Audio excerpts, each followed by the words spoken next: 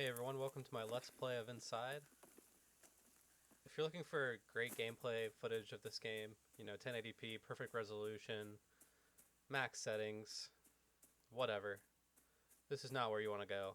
Um, my laptop struggled to run it at a resolution higher than 800 by 600, so I had to scale it back. This is the second time I'm recording this because when I checked out the video, it was just so framey, it was unwatchable. So anyways, if you're looking for something like that, I suggest you search elsewhere. Also, I'm going to be spoiling the game, so uh, if you haven't played this yet, go play it on your own because this is a game that's, you should experience firsthand. And I'm going to be talking about everything in it as I go along. Probably talking about the ending, the middle, whatever. I've played this game a few times. This is probably my third or fourth playthrough. So yeah, I'm not going to be stuck at puzzles or whatever. I'm just kind of blaze through all of it. And as I go along, I kind of want to try and notice some extra details. Since I'm not going to have to focus on the puzzles, I want to, check out the backgrounds and all that extra good stuff. Um, I always thought it was cool how those guys have masks on, but they don't have any faces. I think that's pretty weird. And what's that tethered to the tree in the back there? Hmm.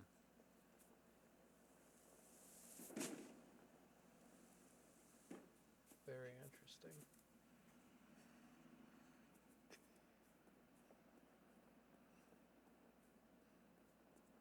Cool truck.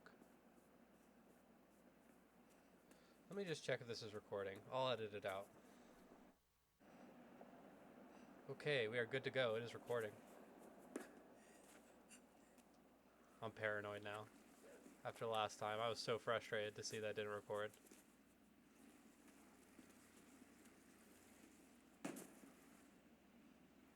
I think my commentary before was better too. But whatever. You live and you learn.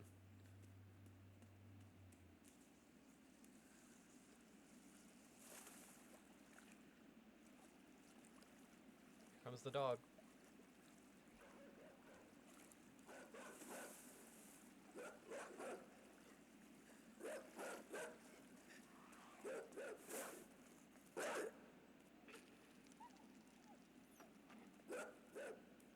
I absolutely love the animation in this game. It's great at conveying emotion. For instance, the brutal deaths animations, like when somebody comes and strangles you, or when the boy is scared. All of that is really good at letting the player know how they should feel, how the characters feel. And these aren't well-defined characters necessarily. It's not like a sitcom or a drama or something. It's just it's appealing to really base emotions, and I think that's reflected in the art style too, and in the gameplay, which is incredibly simple. There's five five buttons, since up and jump are mapped to the same button. And then you can go left, right, and down. And mostly you're just holding down the right button.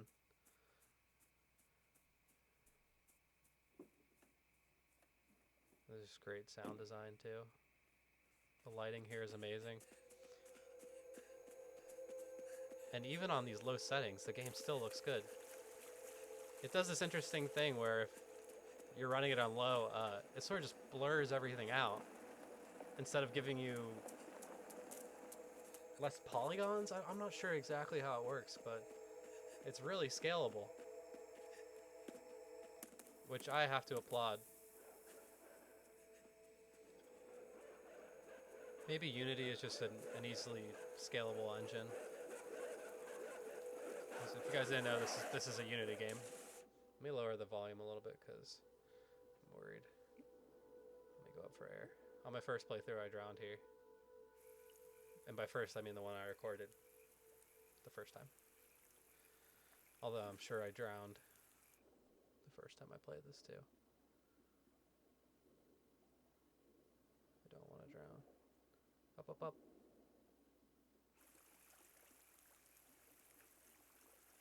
Love the rain.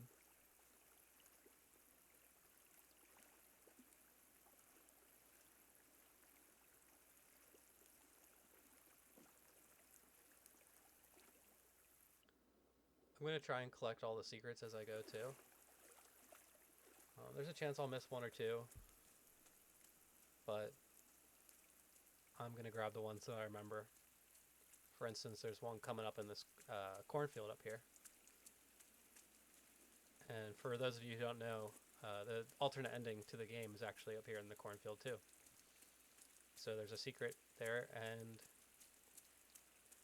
if once you go into this passageway I'm about to go to, you turn to the right, then there's the door, and you have to put a secret code in, and that takes you to the secret ending. So here you kind of just have to press spacebar so you don't miss it. I think that's it. Is it right here? Pull.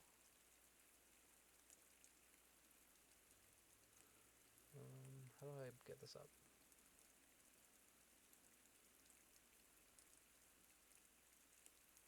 Am I standing on the wrong side of it?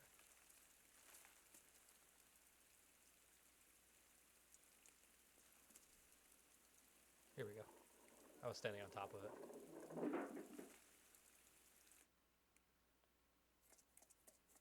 Climbing's cool. Everything has like a cool, a really cool weight to it.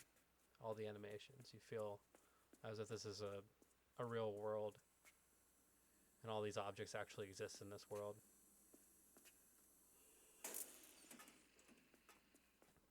I think Limbo used the Box 2D engine, if I'm not mistaken, which is, I think it's just like a library that you can use for game development. Like use it in conjunction with C++ or something, and it handles physics. Oh yeah, so let me just show this. You put the code in here. I think you have to look it up. That's what I had to do. I'm not sure if there's a way to actually figure out what that code is in the game. Maybe it has something to do with the map of all the little things that you unplug. I think I remember seeing something about that, but I'm not sure. And yeah, I also recommend playing this game with headphones in, because the first time I played through I didn't really notice the sound design as much, but now with headphones in it's really striking.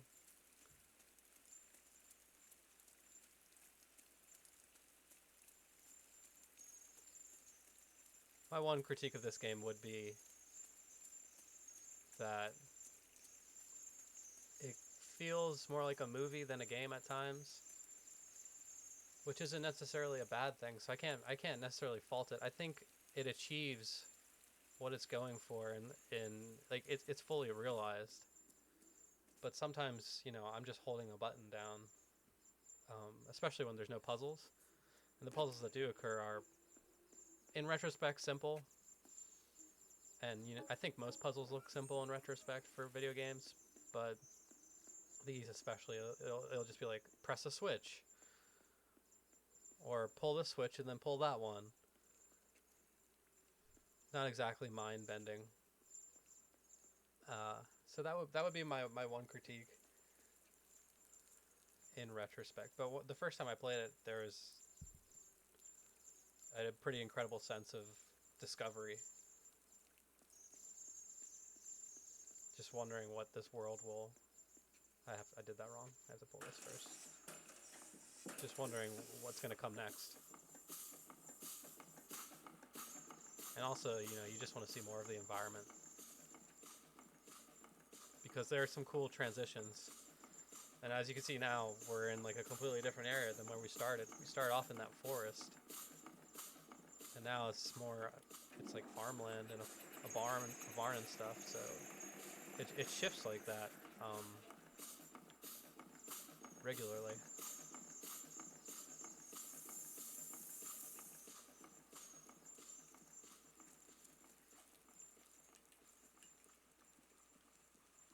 It's also really good at communicating its design.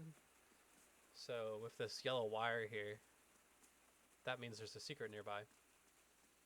And the witness is really good at that too. I think the witness in this game actually have a good amount in common in that they're primarily using visual storytelling, no dialogue, besides the audio logs that the witness has. But the witness also has those little cables that you trace back to figure out where the next puzzle is. And for this game, it's to figure out where the secrets are. And they both use color to great effect.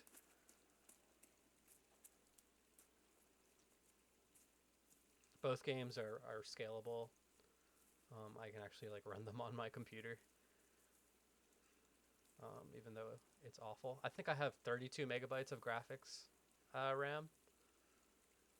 So I'm not running a good rig here. If you could even call it a rig. I think it's a disgrace to the word to try and call it that. It's just what I've had. Thinking about building a new PC soon. Well, I say new, but it would be my first time attempting to build one, but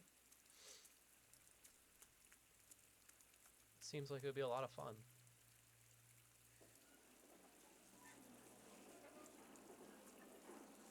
This game still looks great. If anything, as you turn down the settings, it looks more impressionistic or something. With the blurred out visuals, it looks like a painting.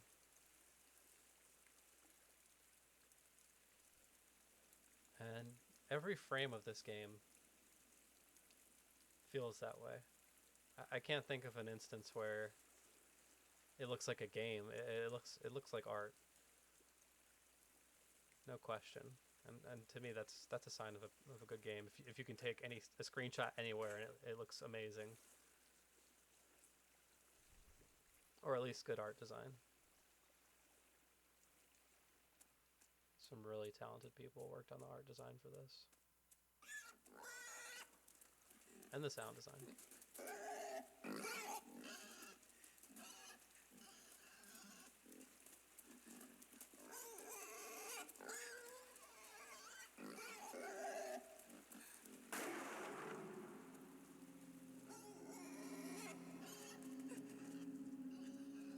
And I like how when you transition to this area, everything has a reverb and echo on it. And I assume that's just something that's built into the Unity engine. But it probably wasn't as simple as, hey, just press a button and all of your sound will have this cool effect on it. I'm sure they did some tweaking to the engine.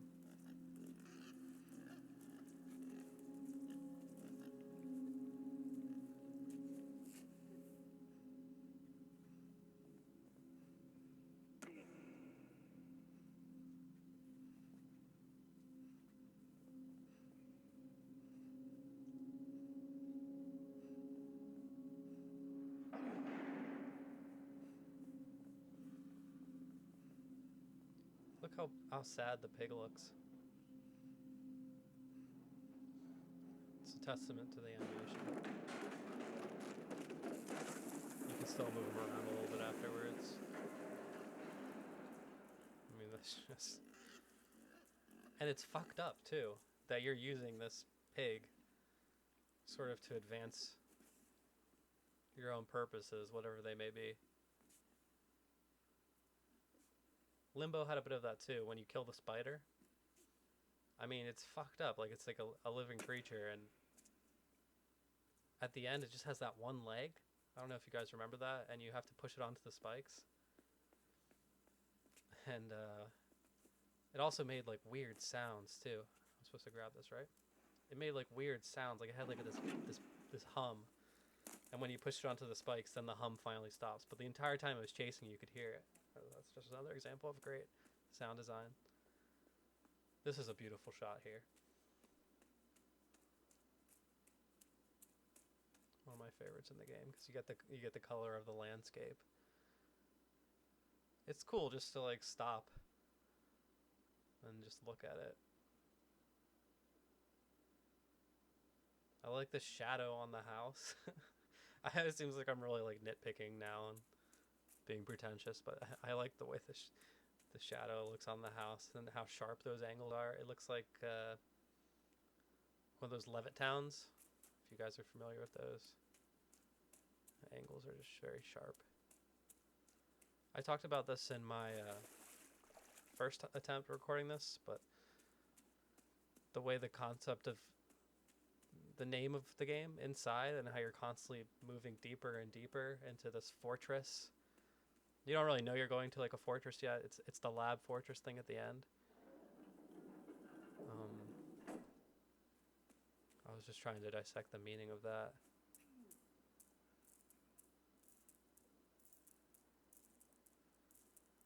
It just feels as if a lot of the elements of this game are, like I said, they're cohesive. Everything seems to tie together.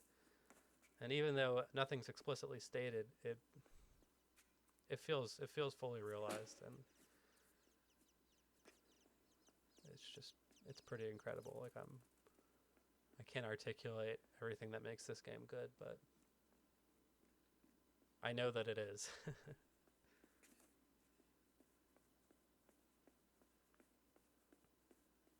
And this is a good game for non-gamers too. So my critique of the puzzles being too simplistic or whatever is, in a way, that's fine, because some games need to be more accessible, especially games like this that are going to help, further the argument that games can be art. We need a lot of people to be able to play those. I'm supposed to turn this before I put it up.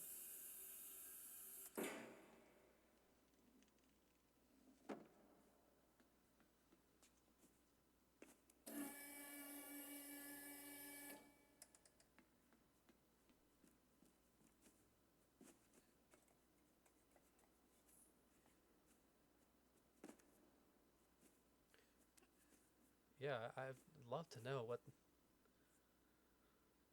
the meaning behind the title is. That's my theory, is that you're constantly moving deeper and deeper into this fortress. But there's also the fact that you end up inside that blob thing. That's another layer to it, I guess.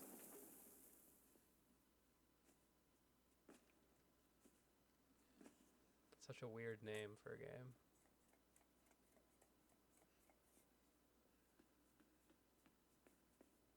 I mean, how the fuck do people? It's like a team of people even come together to make a vision that feels this individual. I can't imagine. There must have been people along the way who said, no, I want it to be more like this. And especially to try and keep it so constrained.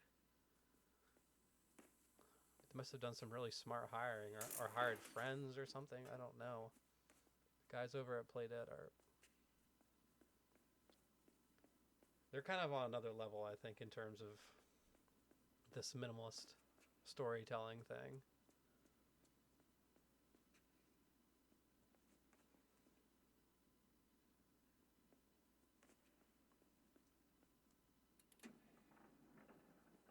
And look at the way that's framed too.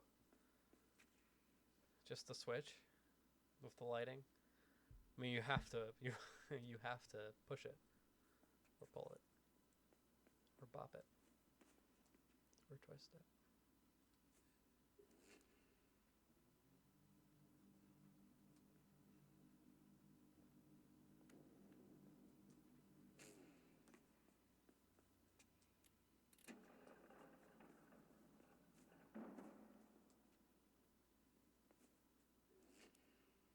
What's that little switch on the wall? Okay.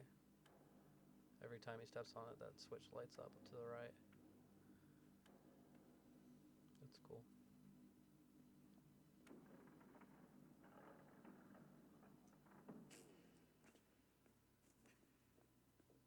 I didn't even notice that the first time I played. I didn't even notice that switch. Which is silly because it's right in front of me. But that's cool. Yeah, I like checking out all the details. I mean, these backgrounds are incredible. I'm assuming those aren't... I don't know. Are those 3D models in the back? It looks 3D. It looks like they have depth, but that seems like a lot of work just to position them in a place where they can't be interacted with.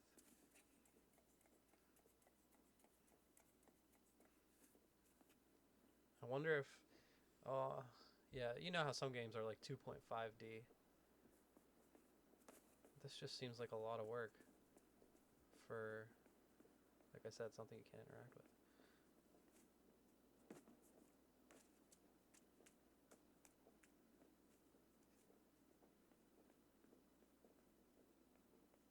This makes me want to try out Unity.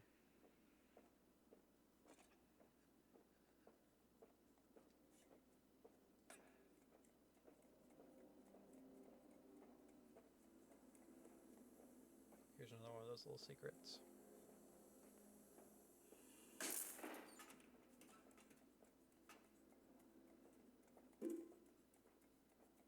I like the little sound effect of it falling over.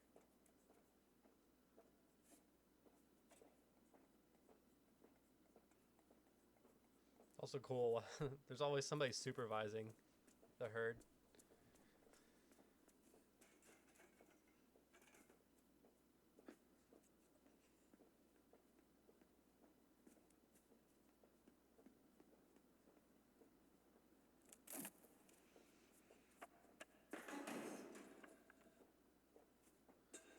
Those scripted moments are cool too. Because it feels like it's still part of the gameplay, but you don't have a choice actually to progress the way that you were going. I guess I would have liked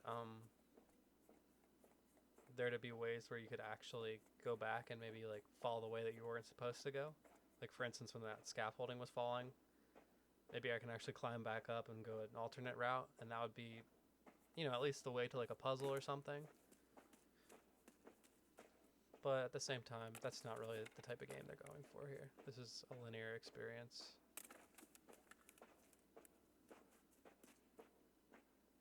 But I think that's what separated this game from. It's a great game, but it's not on the level of like, I don't know, Ocarina of Time or something. It's a great art game.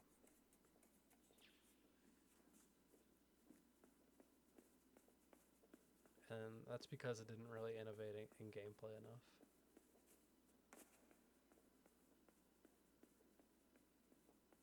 But whatever, you know, like I wouldn't even try and put a score on something like this. It just seems wrong.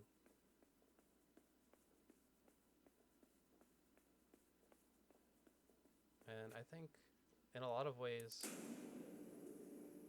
the way games are reviewed,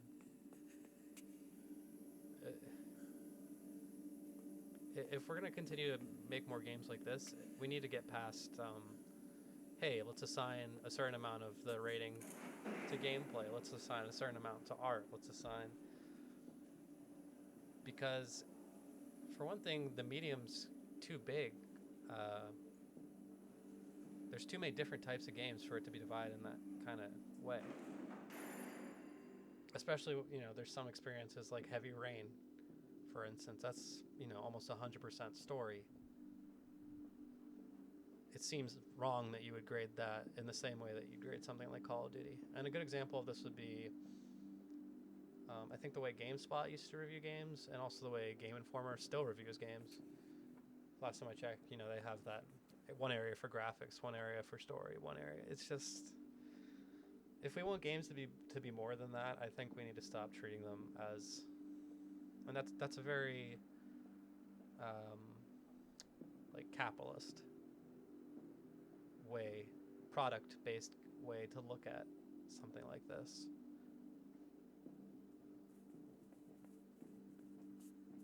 And it's true that these things cost money, but I don't know, if we ever want them to be more than that, I think we might have to change the way that we review them. And also, I don't think Metacritic or whatever should hold such weight. I mean, I've heard that a Metacritic score can influence um, how much money these things make and how much the teams get paid to make these kind of games, and that just seems so fucked up and backwards. Especially something that's like, you know, filled with so much. Obviously, people, very passionate people, made this game, and you know they're getting compensated on a Metacritic scale. I don't know. I'm not saying I have a solution to these things, but I think the games industry has a lot of problems.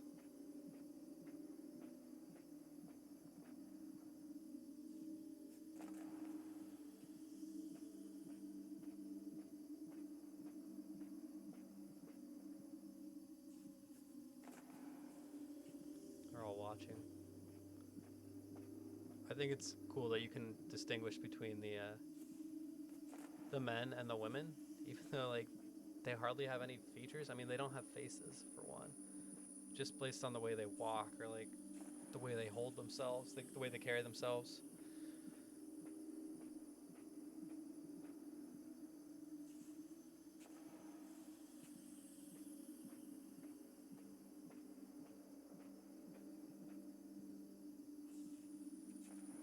What is this place?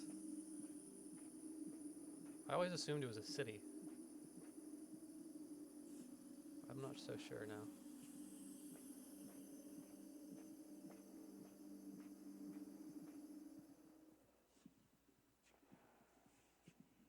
This is just a really cool gameplay mechanic, that whole sequence. That I have 5 different inputs, but they still manage to create something so unique. And the only analog I can think of is Clefairy Says from Pokemon Stadium. Do you guys remember that game? It's just like a copycat thing. I'm trying to think of other games that do that.